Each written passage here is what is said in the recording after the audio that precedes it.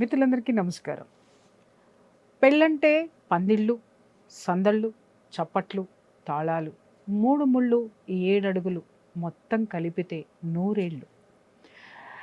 యువత ఆ నూరేళ్ళు అనేటటువంటి పదాన్ని పక్కన పెట్టేసి కేవలము సందళ్ళు, తప్పట్లు, తాళాలు, తలంబ్రాలు, కొత్త బట్టలు, బాజా భజంత్రీలు, డాన్సులు అన్నీ ఎంజాయ్మెంట్ అనేది ఒక తతంగము పెళ్ళి అనేది ఒకటి క్రియేట్ చేసుకున్నారేమో అనిపిస్తుంది. ఎందుకంటే కనీసం కాళ్ళ పారాని ఆరకముందే విభేదాలు పొడచూపటము, ఆ విభేదాలని పరిష్కరించలేనటువంటి బంధువులు లేకపోవడము, పెద్దవాళ్ళు లేకపోవడము, దాంతో నాలాంటి వాళ్ళ దగ్గరికి కౌన్సిలింగ్కి రావడము, లేదా కోర్టు మెట్లెక్కటం అనేది జరుగుతుంది. ఇప్పుడున్నటువంటి ఈ స్థితిని చూస్తుంటే నిజంగా చాలా వరకు చాలా బాధ ఇస్తుంది. కానీ దీనికి ఒక పరిష్కారం అయితే మాత్రం కావాలి. ఆ పరిష్కారం ఎన్నో డైవోర్స్ కేసులు చేసినటువంటి మన అడ్వకేట్ నాగేశ్వరరావు పూజారి గారు మన ముందు ఉన్నారు. వారిని అడిగి అసలు ఈ పరిస్థితులకి కారణాలు ఏంటి, అసలు ఏంటి వాళ్ళు ముందు ఆలోచించాల్సినటువంటి విషయాలు ఏంటి, న్యాయపరమైనటువంటి సలహాలు, అలాగే వారి యొక్క ఆలోచన ఏ విధంగా ఉందనేది తెలుసుకుందాం. సార్ నమస్తే. సార్ చెప్పండి. ఇందాక అన్నాను కదా పెళ్ళంటే ఇవాళ డీజేలు, పార్టీలు, తర్వాత 100 కోట్ల రూపాయల ఖర్చులు లేదా లక్షల ఖర్చులు, మెహందీ ఫంక్షన్లు, ఇవన్నీ వీటికి ఇచ్చినటువంటి ప్రాధాన్యత ఆ తర్వాత వాళ్ళు గడపబోయేటటువంటి జీవితానికి ఇవ్వడం లేదు. ఎందుకని? ప్రతి ఒక్కటి నేను ఇందాక అన్నట్టు కాళ్ళ పారాణి ఆరకముందే వీళ్ళు కోర్టు మెట్లు ఎక్కుతున్నారు, లేదా మాలాంటి కౌన్సిలర్స్ దగ్గరికి వచ్చి కౌన్సిలింగ్స్ తీసుకుంటున్నారు. ఎంత నచ్చ చెబుదామన్నా కూడా కొన్ని కేసులు మనం గెలవలేకపోతున్నాం, మనం చెప్పలేకపోతున్నాం. కారణాలు చెప్పండి. ప్రధానంగా ఇప్పుడు ఈ డైవర్స్ పెరగడానికి కారణాలు ఏంటంటే ఇండివిజువాలిటీ అనేది పెరిగిపోవడం.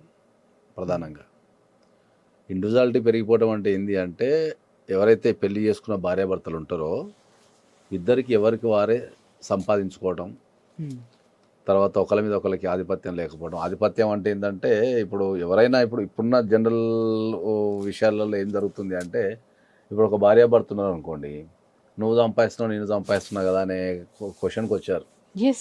అట్లా దానివల్ల ఏంటంటే ఈ సంపాదన వల్ల ఏమవుతుందంటే ఒకరి మీద ఒకరు ఆధారపడాల్సిన అవసరం లేకుండా అయిపోతుంది. ఎప్పుడైతే ఒకరి మీద ఒకరు ఆధారపడటం లేకుండా అయిపోతున్నదో అప్పటి నుంచి మనకి గొడవలు అనేవి స్టార్ట్ అవుతున్నాయి.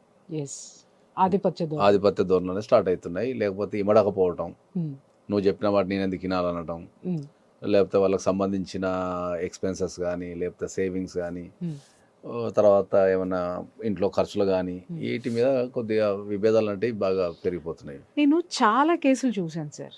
ఇక్కడ నీది నాది అనే మాట్లాడతారు తప్ప మనది అనే మాట రావడం లేదు. ఈ కల్చర్లో మనకు న్యూక్లియర్ ఫ్యామిలీస్ వచ్చిన దగ్గర నుంచి ఈ మనది అనే కాన్సెప్ట్ వెళ్ళిపోయింది. అదే కదా ప్రాబ్లం వచ్చింది. అదే అసలు కాదు సార్, ఈ పదాన్ని అసలు మనం తేలేకపోతున్నామా? అసలు లోపం ఎక్కడుంది? లోపం కుటుంబ వ్యవస్థలనే ఉంది. కుటుంబ వ్యవస్థ. ఎందుకంటే ఇంతకుముందు మనం ఎన్నో సందర్భాలు చెప్పినట్టు, ఇంతకుముందు ఉమ్మడి కుటుంబాల దగ్గర ప్రేమలు, విలువలు, ఆప్యాయతలు, కోపాలు, తాపాలు, బాధ్యతలు, బంధాలు, అనుబంధాలు ఇవన్నీ ఒక దగ్గర ఉంటుండే. ఎప్పుడైతే న్యూక్లియర్ ఫ్యామిలీస్ అయినాయో, ఫాదర్ కానీ లేకపోతే మదర్ కానీ వర్కింగ్ ఉండటం, వీళ్ళకు సరైన విలువలు నేర్పకపోవటం కావచ్చు, లేకపోతే పిల్లలు దూరంగా హాస్టల్లో ఉండి చదువుకోవటం కావచ్చు, వీటి వల్ల ఫ్యామిలీస్ మధ్య ఉన్న ర్యాప్ అనేది తెగిపోతున్నది. ఓకే, కుటుంబం అంటే మెకానికల్ అయిపోయింది. అంటే ఇప్పుడు నేను ఒక క్వశ్చన్ అడుగుతాను, చెప్పండి సార్. మీరు అన్నట్లు ఇప్పుడు ఆడపిల్లలు ఎడ్యుకేట్ అవ్వడము, ఈ విధంగా స్వతంత్రంగా బ్రతకడము అనేది మనము తప్పు అనుకోవాలా? సామాజిక పరంగా మనం తప్పు అని ఎప్పుడు చెప్పలేం కదా. ఎగ్జాక్ట్. ఎందుకంటే ఇప్పుడు మనకు అది తప్పు అని మనం ఒప్పుకోలేం సార్. అవసరమే, ఆర్థిక భద్రత ఆడపిల్లకి ఎప్పుడూ అవసరమే. కానీ అది ఒక వంతు ఎక్కువైపోయిందేమో అని నేను ఫీల్ అవుతున్నాను. మీరు స్వేచ్ఛని తీసుకుంటున్నారు. అదే ఫీల్ అవుతున్నారు, కానీ ఇప్పుడు మనం ఏం చేయలేం కదా దానిపైన. ఇప్పుడు ఆడవాళ్ళకి సంబంధించి మనం సంపాదించొద్దు అని చెప్పలేం కదా. నేను అదే అంటే సార్ ఒక్క విషయం సార్, ఇప్పుడు మన జనరేషన్కి వచ్చినప్పుడు, మీ జనరేషన్ కంటే మా జనరేషన్ ఇంకా ముందుంది. మా జనరేషన్కి వచ్చినప్పుడు కూడా తల్లిదండ్రులు ఇద్దరు ఉద్యోగస్తులు లేరా? ఉద్యోగస్తులు ఉన్నప్పుడు నాకు తెలిసినంత వరకు ఆ తల్లి ఇంట్లో పనులన్నీ చేసేది. ఇప్పటిలాగా పని వాళ్ళు ఉండేవాళ్ళు కాదు సార్. ఏదో ఒక ఆఫీసర్ అయితే తప్పితే, గవర్నమెంట్ ఇచ్చిన నౌకర్లు అయితే తప్పితే, లేదా పెద్ద కామంది ఇంట్లో అయితే తప్పితే పని వాళ్ళు ఉండేవాళ్ళు. లేదు అనంటే ఏ స్థాయి మహిళ అయినా సరే ఇంటి పనులు చేసుకునేది. అలాగే ఒక మగవాడు కూడా ఆ స్థాయిని ఆ మహిళను గౌరవించడం అనేది జరిగేది. అలాగే ఇద్దరూ కూడా ఇప్పుడు నీ జీతం నా జీతం అనేది ఉండేది కాదు సార్. అది ఎంత చక్కగా వాళ్ళిద్దరూ కలిసి ఒక కుటుంబాన్ని నెట్టుకొచ్చేవారు, పిల్లల్ని కలిసి చదివించేవారు, కలిసి పెళ్ళిళ్ళు చేసేవారు, కలిసి బంగారాలు కొనేవాళ్ళు, కలిసి ఆస్తులు కొనిచ్చేవాళ్ళు. ఇది కాక ఆ తల్లి ఇంట్లో పనంతా చేసేది, బిడ్డలందరినీ కూడా సాకేది, అలాగే తనే స్వయంగా వండి పెట్టేది. ఇవాళ ఆ బాధ్యతలు కూడా లేవు. మరి ఆ రోజుల్లో అంత ఆర్థిక స్వేచ్ఛ ఉన్నటువంటి మహిళ తనేంటనేది మర్చిపోలేదు, కుటుంబం ఏంటనేది కుటుంబాన్ని ధిక్కరించి వెళ్ళలేదు, అద్భుతంగా జీవితాన్ని లీడ్ చేశారు. ఇప్పుడు ఏమైందంటే అదే మనం ఇంతకుముందు చెప్పుకున్నట్టు ఉమ్మడి కుటుంబ వ్యవస్థ అనేదే మనకు ప్రధానంగా సమస్య. అది ఉమ్మడి కుటుంబం విచ్ఛిన్నం అవడం అనేది ప్రధాన సమస్య, అన్నిటికీ కారణం అవుతుంది ఈరోజు. అది మూల కారణం. అది ఇంకా ఎందుకు అంటే ఇప్పుడు కౌన్సిలర్స్ అనేవాళ్ళు ఒకప్పుడు ఇంట్లోనే ఉంటుండే. ఆబ్వియస్లీ అమ్మమ్మ తాతయ్య గాని వాళ్ళు పెద్ద మనుషులు వాళ్ళకి ఏమైనా ప్రాబ్లం వచ్చినప్పుడు వీళ్ళని కూర్చోబెట్టి కౌన్సిలింగ్ ఇచ్చి చెప్తుండే. భార్యాభర్తల మధ్యలో పూర్వకాలంలో ఏదైనా గొడవ వచ్చినప్పుడు ఇద్దరు సదరుకెళ్ళాలని చెప్తుండే.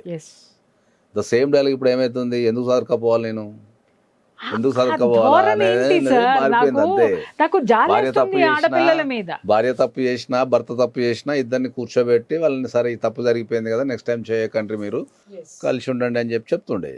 ఇప్పుడు వచ్చరికి ఏమవుతుంది అంటే క్వశ్చన్ ఏమవుతుందంటే, నేను ఎందుకు లొంగి ఉండాలా, నేను ఎందుకు మీరు చెప్పినట్టు వినాలా, నేను ఒక మనిషినే కదా, నాకు బాధ్యత ఉంది కదా, లేకపోతే నేను సంపాదిస్తున్నా కదా, నేను చదువుకున్నా కదా అని ఇట్లా మాట్లాడుతున్నాను. మాట్లాడే విధానం మారిపోయింది. ఇలాంటి వాళ్ళకి మీరు అంటే నేను చూసినటువంటి కేసులో నేను ఒక చిక్కుముడి చెప్తాను సార్. ఇక్కడ ఏమవుతుందంటే పెళ్ళి అవ్వగానే ఎంజాయ్మెంట్లో ఎవరికైనా అద్భుతమైన జీవితం అనేది కొన్నాళ్ళు గడుస్తుంది. ఈలోపు ప్రెగ్నెన్సీ వస్తే ఒకళ్ళో ఇద్దరు పిల్లల్ని కన్న తర్వాత, లేదా ఒక బిడ్డ కన్న తర్వాత సంవత్సరం లోపే వీళ్ళు కొట్లాడుకొని ఆ బిడ్డని చంకనెత్తుకుని మరీ కౌన్సిలింగుల చుట్టూను విడాకుల కోసం అని చెప్పేసి మన చుట్టూ తిరగడం అనేది మనం చూస్తున్నాం సార్. నిజంగా ఆ ముందు జనరేషను వీళ్ళ ప్రేమ లేక, తల్లిదండ్రి ప్రేమ లేక మనం ఎలాంటి సమాజాన్ని ఇస్తున్నాము అని ఈ ఎడ్యుకేటెడ్ జనాలకి ఆలోచించుకోకుండా మూర్ఘత్వంగా వచ్చే వాళ్ళకి మీరు ఏం సలహా ఇస్తారు? ప్రధానంగా మనం చెప్పేది ఏంటి అంటే, ఇప్పుడు పెళ్లికి ముందు అయితే కౌన్సిలింగ్ తీసుకోవడం కానీ, లేకపోతే సరైన వెరిఫికేషన్ చేసుకోవడం కానీ ఇట్లాంటివన్నీ ఏం జరగట్లేదు. పెళ్ళి అనేది చాలా మెకానికల్గా కొన్ని విషయాల మీద వాళ్ళ ఆస్తులు కానీ, లేకపోతే వాళ్ళ క్వాలిఫికేషన్స్ కానీ, వాళ్ళ జాబులు కానీ చూసి పెళ్లి చేస్తున్నారు. చాలా పెళ్లిలలో బిఫోర్ మ్యారేజ్ ఎక్కువ గ్యాప్ ఇవ్వటం లేదు. ఎందుకంటే 1 వీక్ 10 డేస్ బిజీ ఉన్నామనో, లేకపోతే అమెరికా వెళ్ళిపోవాలనో, లేకపోతే ముహూర్తాలు లేవనో, ఈ రకరకాల కారణాలతో ఎక్కడైనా కూడా నేను మాక్సిమం పెళ్లిళ్ళు చూసేది ఏంటంటే మాక్సిమం 2 months కంటే ఎక్కువ గ్యాప్ ఉండటం లేదు. ఈ చూసిన దగ్గర నుంచి ఈ 2 months గ్యాప్లో పెళ్ళయ్యేంత వరకు నిశ్చితార్థమనో అదనో ఇదనో వీళ్ళు గడపకపోవటము, లేకపోతే కౌన్సిలింగ్ ఇవ్వకపోవటము, వీళ్ళ గుణగణాలు తెలియకపోవడం వల్ల రపక్కన పెళ్ళి అయిపోతున్నది. పెళ్ళి అయిపోయిన తర్వాత ఇమీడియట్లీ ఏంటంటే ఆ 1 month 2 months వీళ్ళు కొద్దిగా మంచిగా ఉంటారు. ఎవరైనా కూడా ఆ 1 month 2 months వీళ్ళు ప్రెగ్నెన్సీకి వచ్చేస్తున్నారు. ప్రెగ్నెన్సీకి వచ్చేసి అక్కడి నుంచి గొడవలు అయిపోతున్నాయి. ఎగ్జాక్ట్లీ. సో ఆ గొడవలు కావడం వల్ల కనీసం ప్రెగ్నెన్సీతో ఉన్నాము అనేది భర్తకి లేదు, నా భార్య ప్రెగ్నెన్సీతో ఉంది నేను సర్దుకుపోవాలని అతనికి లేదు, అరే నా కడుపులో ఒక బిడ్డ ఉంది నేను తల్లిని కాబోతున్నాను నేను సర్దుకుపోవాలి అనేటటువంటి అంటే మరి క్రూరత్వమైన విషయాల్లో మనం మాట్లాడడం కానీ సర్దుకుపోగలిగే వాటిల్లో కూడా సర్దుకుపోలేనటువంటి ధోరణి ఇక్కడ మనకి ఎక్కువ కనిపిస్తుంది. ఇద్దరికీ ఉండదు. కాకపోతే మనం చెప్పేది ఏంటి అంటే, ఇప్పుడు ఈ పెళ్లి అయిన 1-2 months ప్రెగ్నెన్సీ రావడం ఒకటి, తర్వాత గొడవలు కావటం, వీళ్ళు విడిపోవటం, ఈ పిల్లల కస్టడీ గురించి కానీ, లేకపోతే పిల్లల బాగోగులు కానీ, సరైన తల్లిదండ్రులు లేక, ఐదర్ మదర్ సైడ్ ఎక్కువ మదర్ సైడ్ ఉండిపోయి ఈ ఫాదర్ సైడ్ వాళ్ళు కూడా లాక్కోలేక పీక్కోలేక రకరకాల కారణాలతో పిల్లలు పుట్టబోయే పిల్లల జీవితాలు అంటే చాలా ఖరాబ్ అయిపోతున్నాయి. సో నేను ఇలా రోజుకు కొన్ని 100 కేసులు చూస్తుంటాం కాబట్టి నేను ఏం చెప్తున్నా అంటే, ఎవరికైనా సరే పెళ్ళి అయిన తర్వాత మినిమం ఒక 2 ఇయర్స్ అన్నా మీరు కంపల్సరీ వెయిట్ చేయాల్సిందే అని చెప్తా. ముందు ఒకరినొకరు బాగా అర్థం అంటే చేసుకోండి. పిల్లల కోసం వెయిట్ చేయమంటారా? తప్పదు మరి, ఇంకా ఇప్పుడు వాళ్ళ పిల్లల్ని వాస్తవమే సార్, నేను కూడా ఇప్పుడు పిల్లల కోసం వెయిట్ వాస్తవం. చేయాలంటే దీంట్లో ఇంకో ప్రాబ్లం ఏముందంటే ఆల్రెడీ మాకు లేట్ మ్యారేజ్ కదా సార్, లేట్ ఇంకేం వెయిట్ మ్యారేజెస్ చేయాలి, అదే అనుభవుతున్నాను. ఓకే ఇంకొకటి ఏంటంటే ఇంకోటి ఏం చేయాలి సార్ అంటారు. 30-30+ 30+ వచ్చాం సార్, ఇంకా ఎప్పుడు పిల్లలు పుడతారు, తర్వాత పుట్టరేమో అని వీళ్ళు తొందర పడుతున్నారు. మళ్ళీ ఆ పుట్టిన పిల్లగానో పిల్లను మరి ఏం చేస్తున్నారు, మళ్ళీ కోట్ల చుట్టూరు సంఖ్యకేసుకొని కోట్ల చుట్టూరు ఫ్యామిలీ కౌన్సిలింగ్ సెంటర్ల చుట్టూరు, లేకపోతే మీలాంటి ఫ్యామిలీ కౌన్సిలర్స్ దగ్గర తిరుగుతున్నారు. ప్రీ ఆ పిల్లలకు తల్లిదండ్రుల ప్రేమ లేకపోతే, వాళ్ళకి సరైన పోషణ లేకపోతే వాళ్ళు సమాజంలో ఎట్లా తయారవుతారు అనేది మనం బాగా ఆలోచించాల్సిన విషయం కదా. మనం కాదు సార్, వాళ్ళు ఆలోచించాలి. ఎవరు ప్రతి ఒక్కరు ఆలోచించాల్సిన విషయమే. కరెక్టే. అందుకే నా దగ్గరికి ఎవరన్నా కొత్తగా పెళ్ళయి, నాకు మ్యాక్సిమం కేసెస్ 1 monthలో వచ్చేస్తాయి, 2 months 1 monthలో వచ్చేస్తాయి మ్యాక్సిమం కేసెస్. వచ్చినప్పుడు వాళ్ళందరికీ నేను స్ట్రాంగ్గా చెప్పేది ఏంటి అంటే, సరే ఇప్పటికి గొడవలు జరుగుతున్నాయి కదా, మీరు ఎన్ని గొడవలను పెట్టుకోండి, ఏమైనా చేసుకోండి, కానీ కంపల్సరీ మీరు ప్రెగ్నెన్సీ రాకుండా చూసుకోండి ఒక 1-2 years అని చెప్తాం మనం చాలా స్ట్రాంగ్గా. ఎందుకంటే ఏదన్నా కారణం వల్ల మళ్ళీ ప్రెగ్నెన్సీ వచ్చింది అనుకో, పిల్లగాల జీవితం ఖరాబ్ అయిపోతుంది. వాళ్ళని ఎవరు ఇబ్బంది పెట్టే అధికారం మనకేముంటది. ఒకప్పుడు ఏమనేవాళ్ళు సార్, ఒక నలుసో ఇద్దరో పుడితే సర్దుకుంటాయి అన్ని అనేవాళ్ళు. పిల్లల కోసం ఇప్పుడు మనము ఇలాంటిది ఇవ్వాల్సి వస్తుంటే, పిల్లల కోసం కలిసి ఉంటుండే. ఇప్పుడు పిల్లలు ఇప్పుడు మనము ఒకప్పుడు సలహా ఏమి ఇచ్చేవారు, అరే ఒక నలుసుని కనండ్రా సర్దుకుంటారు, ఇది ఒకళ్ళిద్దరు పుడితే వాళ్ళే సర్దుకుంటారులే అనేవాళ్ళు. నిజంగా కాపురాలు అలాగే ఉండేవి, కాంప్రమైజ్ అయ్యేవాళ్ళు. పిల్లలు పుట్టగానే కాంప్రమైజ్ అయ్యేవాళ్ళు. బట్ ఇక్కడ మనం మనమే ఈ సలహా ఇవ్వాల్సి రావడం అనేది నిజంగా బాధ అంటే, ఇప్పుడు పిల్లల్ని పుట్టిన తర్వాత ఎవరు చేస్తున్నారు సార్? మదర్ పాలు ఎక్కడ ఉన్నాయి, పిల్లలు పుట్టడంలో ఎవరు చేస్తున్నారు? ప్రతిదానికి మదర్ ఫీడింగ్ లేదు సార్. మీరేం చెప్తున్నారు? ఒక్కొక్కళ్ళు 4 రోజులు అవ్వగానే మళ్ళీ జాబ్ కి అటెండ్ అవుతున్నారు. నిజంగా బాధ వేస్తుంది వాళ్ళని చూస్తుంటే. బాధ్యత లేదు. కాబట్టి మనం స్ట్రాంగ్ అందరికి చెప్పేది ఏంటి అంటే, ఖచ్చితంగా ఎవరైనా సరే పెళ్ళైన తర్వాత ఒక 2 years వరకు మీరు వెయిట్ చేయండి అని చెప్తున్నామా. బాండింగ్ ఉంటే బాండింగ్ తో ఉండండి, బాండింగ్ ఉంటుంది. ఈ 2 సంవత్సరాలు వాళ్ళు కలిసి ఉండాలన్నా విడిపోవాలనేది వాళ్ళకి అర్థమైపోతుంది. దాన్ని బట్టి నెక్స్ట్ ప్లాన్ చేసుకోవచ్చు. ఇంకొక విషయం సార్, మనము ఎన్నోసార్లు చర్చించుకున్న కొన్ని కేసులు మన దగ్గరకు వచ్చినప్పుడు, వీళ్ళు ప్రీ మ్యారిటల్ కౌన్సిలింగ్ ఎందుకు తీసుకోరు అని. అది తీసుకుంటే గనక నిజం చెప్తున్నాను సార్, 50% చేసుకుంటే ముందుకు వెళ్ళాలనుకుంటే వెళ్తారు, లేదా అక్కడ ఆగిపోతారు. ఇలాంటివన్నీ ఉండవు. నిజం చెప్తారు, అది చాలా చాలా అవసరం. ప్రీ మ్యారిటల్ కౌన్సిలింగ్ అనేది చాలా అవసరం. ఇంకొకటి కూడా ఏంటంటే, ప్రీ మ్యారిటల్ అగ్రిమెంట్ కూడా అవసరం అంటాను నేను. ఎందుకనంటే ఇప్పుడు పుట్టిన బిడ్డని కౌన్సిలింగ్ ఇచ్చి పంపించేస్తాం, తర్వాత ఏదన్నా అయినా కూడా మళ్ళీ మొదటికే రావచ్చు. అగ్రిమెంట్ అనేది కూడా నేను బలంగా ఎందుకు మాట్లాడుతున్నానంటే, దాంట్లో ఉంటే పుట్టిన బిడ్డ ఎవరు కేర్ తీసుకోవాలి, ఆలనా పాలనా ఏంటి, ఎవ్రీథింగ్ ఒక దాంట్లో ఉంటుంది. కాబట్టి కనీసం వీళ్ళు అరే ఇది అథెంటిక్గా ఇది ఒకటి ఉంది, ఇది రేపొద్దున మనకే తలకాయ నొప్పులు తెచ్చి పెడుతుందా అని అడ్జస్ట్ అయ్యేటటువంటి అవకాశాలు.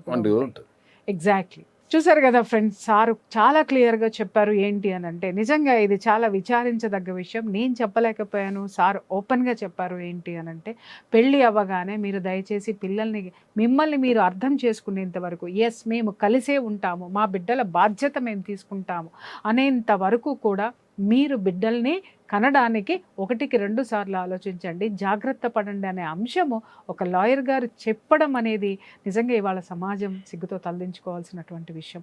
సమాజంలో ఉన్నటువంటి వివాహ వ్యవస్థ ఎలా అయిపోతుందో యువత అంతా కూడా ఒక్కసారి ఆలోచించాలి. మీ అంతటికి మీరు మీ ఉద్యోగాలు సద్యోగాలు మీకోసం, మీ డిప్రెషన్ తోటి, మీ ఇష్యూస్ తోటి వివాహ వ్యవస్థని నాశనం చేస్తున్నారు. వివాహంలో ఉన్నటువంటి మాధుర్యాన్ని కోల్పోతున్నారు. కొంతకాలం అయిన తర్వాత వెనక్కి తిరిగి చూసుకుంటే అలా ఉంటే బాగుండేమో అనుకునేటటువంటి పరిస్థితులు ఉంటాయి తప్ప, కలిసి ఉంటే ముందుకు ఎలా వెళ్ళాలి అనేటటువంటి ఆలోచన ఉంటుందని సార్ క్లియర్గా చెప్పారు. ఎవరికైనా సరే ఇలాంటి వివాహ విషయాల్లో ఏ విధమైనటువంటి పొరపచ్చాలు ఉన్నా, లీగల్గా మీకు ఏ విధమైనటువంటి సలహాలు కావాలన్నా, సహాయం కావాలన్నా స్క్రీన్ మీద కనిపించేటటువంటి నెంబర్కి కాల్ చేయండి. సార్ యొక్క హెల్ప్ తీసుకోండి. Thank you.